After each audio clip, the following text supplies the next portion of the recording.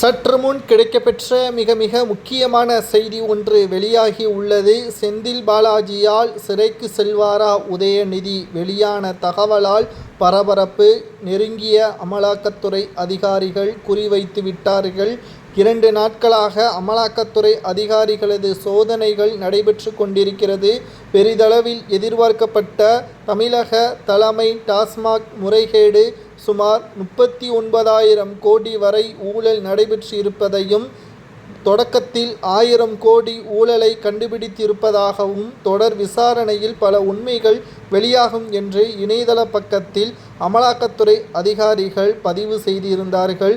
2வது கட்ட விசாரணையானது 2 நாட்களாகவே தமிழகத்தில் பரவலாக அமலாக்கத்துறை அதிகாரிகள் சோதனைகளை நடத்தி வந்தார்கள். தமிழக தலைமை டாஸ்மாக் மேலாண் இயக்குனர் மற்றும் திரைப்பட இயக்குனர்கள் வீட்டிலும் அமலாக்கத்துறை அதிகாரிகளது இந்த திடீர் சோதனையால் தமிழகத்தில் ஏன் இவ்வாறு பட தயாரிப்பு நிறுவனத்திற்கும் அரசியல் கட்சியின் மிக முக்கிய பிரபல தலைவர் வீட்டிலும் சோதனைகள் நடத்தப்படுகிறது, அரசு உயர் அதிகாரிகள் வீட்டிலும் சோதனைகள் நடத்தப்படுகிறது. இவற்றிற்கான ஒற்றுமை என்ன என்பதை யாராவது யோசித்தீர்களா? யார் அந்த தம்பி என்று 2 நாட்களாகவே சமூக வலைதளங்களில் வைரலாக பரவி வருகிறது.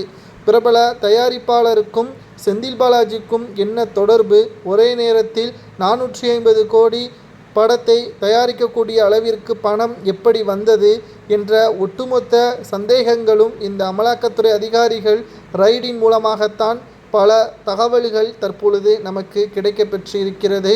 செந்தில் பாலாஜி அவர்களது பினாமியாகத்தான் பட தயாரிப்பு நிறுவனத்தை நடத்தி வந்தாரா அந்த தம்பி என்று பலரும் பேசி வருகிறார்கள். உண்மைத்தன்மை என்ன?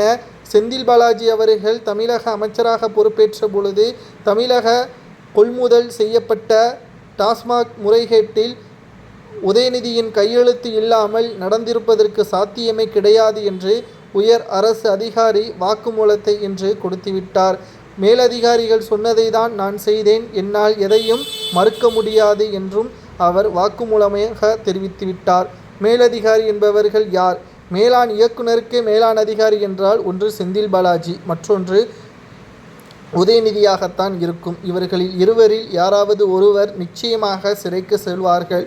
ஆனால் இருவரையும் தற்பொழுது அமலாக்கத்துறை அதிகாரிகள் குறிவைத்துவிட்டது. ஏற்கனவே பிணையில் இருக்கக்கூடிய, அதாவது ஜாமீனில் இருக்கக்கூடிய செந்தில் பாலாஜி அவர்களது ஜாமீனை முதலில் ரத்து செய்வதற்கான ஏற்பாடுகளை நீதிமன்றத்தில் மனு மூலமாக தாக்கல் செய்யப்பட்டிருக்கிறது.